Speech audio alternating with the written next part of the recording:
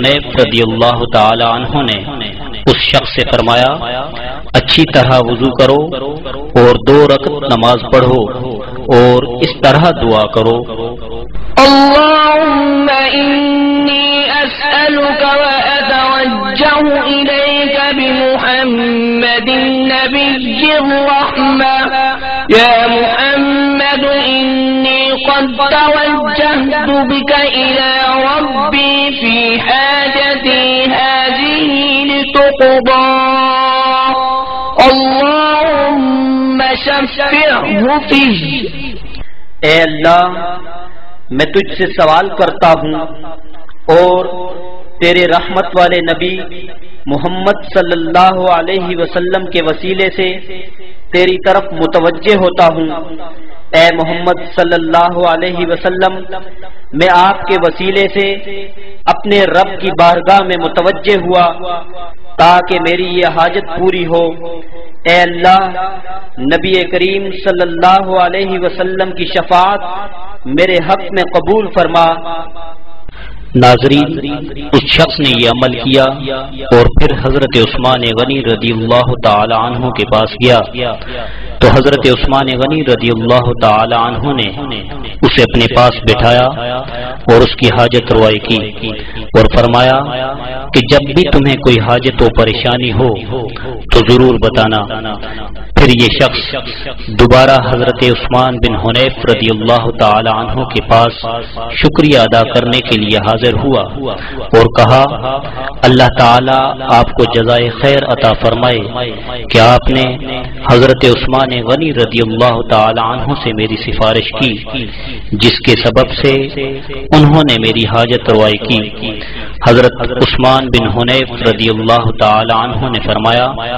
اللہ کی قسم میں نے تمہاری کوئی سفارش نہیں کی بات یہ ہے کہ میں نبی کریم صلی اللہ علیہ وسلم کی بارگاہ میں موجود تھا ایک نابینا صحابی حاضر ہوئے اور نابینائی کی شکایت کی آپ صلی اللہ علیہ وسلم نے انہیں فرمایا کہ اچھی طرح وضو کرو اور 2 رکعت نماز پڑھو اور ان کلمات کے ساتھ دعا کرو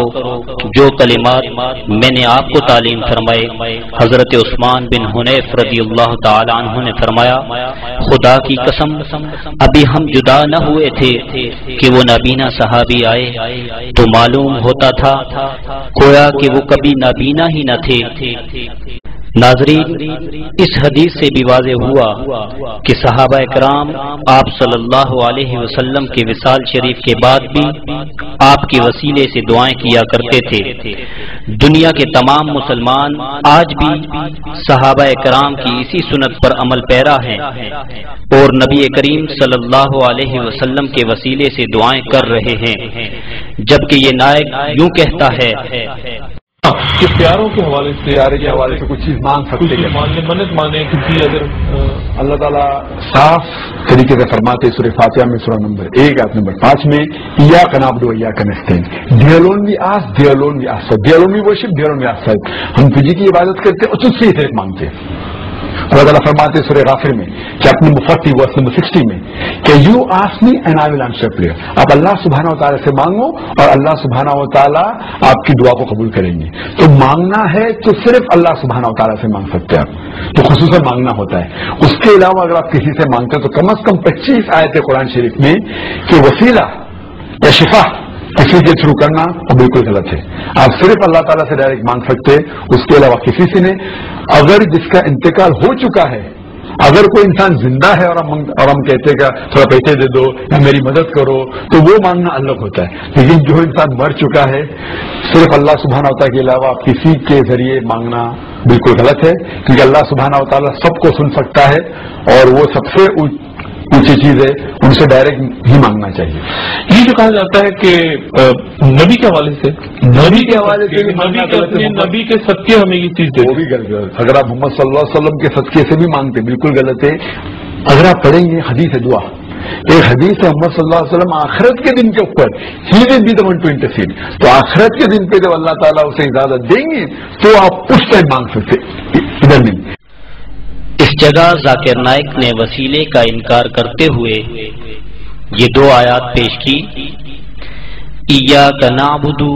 व इय्याक नस्तईन, हम तेरी ही इबादत करते हैं और तुझ ही से मदद चाहते हैं। वक़ाल रब्बुकुम उदऊनी अस्तजिब लकुम, और तुम्हारे रब ने फरमाया कि मुझसे दुआ करो मैं कबूल करूंगा। नाज़रीन, जाकिर नायक ने इन आयात को पेश करके वसीले को गलत और नाजायज करार दिया। हालांकि इन दोनों आयात के तर्जुमे पर गौर फरमाइए कि इन आयात में कहीं भी वसीले से मना नहीं किया गया, जिसका साफ मतलब ये है कि जाकिर नायक ने इन आयात का गलत मफहूम पेश किया और गलत बयानी से वसीले का इनकार कर दिया, और ये भी न सोचा कि इस गलत कौल की ज़र्ब सहाबा कराम के मुबारक अमल पर पड़ रही है और कुरान मजीद की उस आयत के भी खिलाफ है कि जिसमें अल्लाह तबारक व तआला ने वसीले का हुक्म देकर फरमाया, या अय्युहल्लज़ीना आमनुत्तक़ुल्लाह वब्तगू इलैहिल वसीला, ए ईमान वालो, तक़वा इख्तियार करो और अल्लाह की तरफ वसीला तलाश करो। यकीनन वसीला बनने के काबिल वो लोग होते हैं जो अल्लाह की बारगाह में मकबूल और साहिब इज्जत व वजाहत हों। बिलाशुबा मुसलमान के नेक व मकबूल आमाल भी वसीला हैं, अंबिया व मलाइका भी वसीला हैं, मगर इन तमाम से बढ़कर और करीब तरीन अल्लाह की बारगाह में वसीला नबी करीम सल्लल्लाहु अलैहि वसल्लम की ज़ात पाक है, जैसा कि सहाबी रसूल हजरत सवाद बिन क़ारिब रज़ियल्लाहु ताला अन्हु बारगाह रिसालत में इस तरह अर्ज करते हैं, वअन्नक अदनल मुरसलीन वसीला, या रसूल अल्लाह सल्लल्लाहु अलैहि वसल्लम, आप अल्लाह की बारगाह में तमाम रसूलों से बढ़कर हमारा वसीला हैं।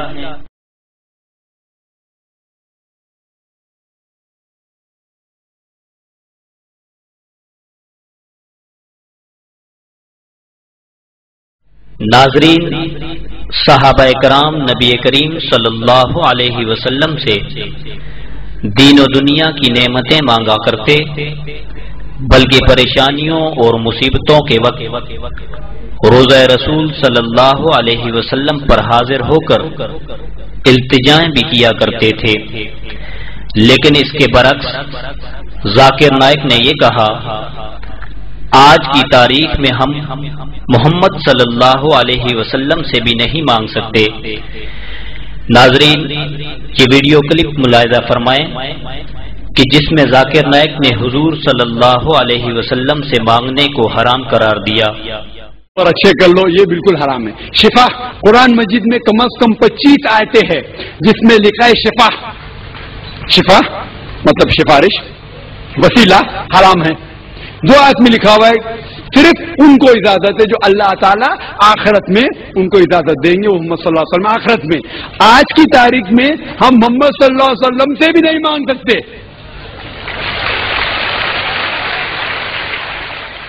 नाज़रीन, अब आइए इस बारे में सहाबी रसूल हजरत बिलाल बिन हारिस रज़ियल्लाहु ताला अन्हु का अमल मुलाहिजा फरमाएं। एक मर्तबा अमीरुल मुमिनीन हजरत उमर फारूक रज़ियल्लाहु ताला अन्हु के दौरे खिलाफत में कहत पड़ गया। सहाबी रसूल हजरत बिलाल बिन हारिस रज़ियल्लाहु ताला अन्हु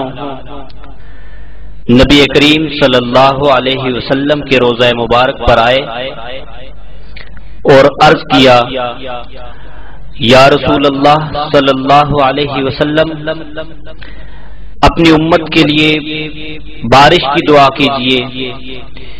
क्योंकि मुसलमान भूख से हलाक हो रहे हैं। हुजूर सल्लल्लाहु अलैहि वसल्लम ने ان کو خواب میں زیارت سے مشرف کیا اور فرمایا عمر کے پاس جاؤ، ان سے میرا سلام کہو اور ان کو خوشخبری دو کہ ان قریب بارش ہوگی، اور ان سے کہو کہ تدبر سے کام لیں۔ یہ صحابی حضرت عمر فاروق رضی اللہ تعالی عنہ کے پاس آئے، انہیں آپ صلی اللہ علیہ وسلم کا پیغام پہنچایا۔ حضرت عمر فاروق رضی اللہ تعالی عنہ اللہ تعالی کی بارگاہ میں عرض کرنے لگے، اے اللہ، عمر وہی کام چھوڑتا ہے جس کی اس کو طاقت نہ ہو۔ ناظرین، اس روایت سے یہ فوائد حاصل ہوئے۔ نمبر 1، صحابی رسول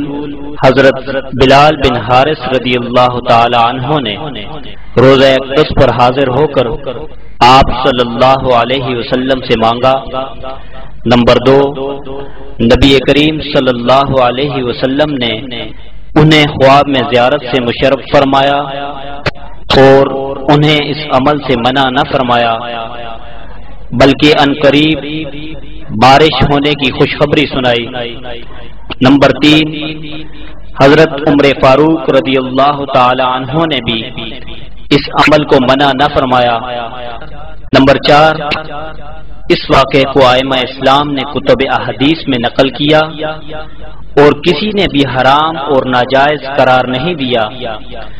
بلکہ نبی کریم صلی اللہ علیہ وسلم سے مانگنے کے ثبوت میں نقل کیا ہے۔ ان ائمہ میں سیر فہرست حافظ ابن کثیر، علامہ ابن حجر اسقلانی، امام ذہبی اور حافظ ابن عبد البر جیسے جلیل القدر محدثین اور مفسرین ہیں۔ لیکن اس کے برعکس ذاکر نائک کا نظریہ بالکل مختلف نظر آتا ہے، اور یہ شخص ان تمام کاموں کو ناجائز، حرام اور شرک سے تعبیر کرتا ہے، اور اس بات کا اسے احساس تک نہیں کہ اس کے اس غلط قول کی زد میں صرف آج کے مسلمان ہی نہیں بلکہ نبی کریم صلی اللہ علیہ وسلم، صحابہ کرام اور تمام ائمہ اسلام آتے ہیں۔ ناظرین، ذاکر نائک نے دنیا میں وسیلہ، شفاعت اور آپ صلی اللہ علیہ وسلم سے مانگنے کو ناجائز و حرام قرار دیا، اور اس کی دلیل یہ پیش کی کہ قرآن مجید میں 25 آیات ہیں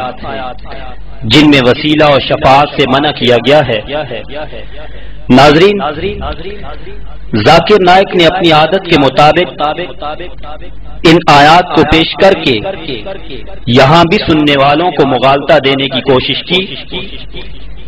ناظرین، ان آیات میں بتوں سے وسیلہ اور شفاعت طلب کرنے سے منع کیا گیا ہے، کیونکہ کفار و مشرکین بتوں کے بارے میں یہ نظریہ رکھا کرتے تھے کہ یہ بت کل قیامت کے دن ان کی شفاعت کریں گے اور ان کے لیے وسیلہ بن جائیں گے۔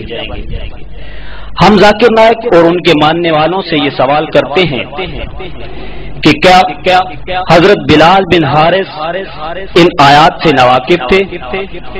کیا حضرت عمر فاروق رضی اللہ تعالی عنہ جیسی ہستی بھی ان آیات کو سمجھنے سے قاصر تھی؟ وہ ائمہ جنہوں نے حضرت بلال بن حارث رضی اللہ تعالی عنہ کا یہ واقعہ کتب احادیث میں ذکر فرمایا ہے، کیا انہیں بھی ان آیات کو سمجھنے میں غلطی واقع ہوئی؟ اس کا صاف مطلب یہ ہے کہ ذاکر نائک نے دراصل ان آیات کو سمجھنے میں سخت غلطی کی اور نبی کریم صلی اللہ علیہ وسلم سے شفاعت طلب کرنے کو ناجائز کہہ کر تمام صحابہ کرام اور اہل اسلام پر گمراہی اور حرام کا الزام لگا کر امت کو ایک نئے فتنے میں مبتلا کر دیا۔ ہر شخص جانتا ہے کہ اللہ تعالیٰ نے نبی کریم صلی اللہ علیہ وسلم کا ادب و احترام ہر مسلمان